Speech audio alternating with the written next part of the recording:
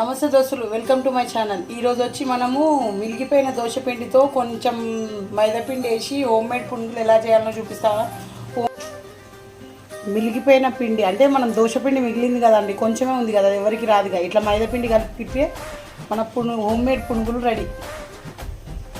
దోశపిండి ఇంతే ఉందండి. దీంట్లో నేను పునుగులు చేద్దామంటున్నాను కదా, అవి ఎలా చేయాలో అదేమంటారు ఐటమ్స్ మామూలుగా ఏమేమి వేసి చేయాలో చూపిస్తాను. దీనికి తగిన సాల్ట్ వేసేసుకోవాలి.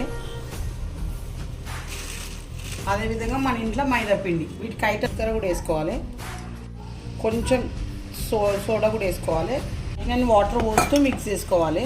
మనం 10 to 5 minutes నానబెట్టుకున్నాక ఇక పునుగులు వేసుకోవాలండి. ఒక కడాయిలో ఆయిల్ వేడి చేసుకోవాలండి. ఇక మనం ఒక్కొక్క పునుగులా వేసుకోవాలండి. నేను ఈ విధంగా అయినాక తీసేసుకోవాలండి.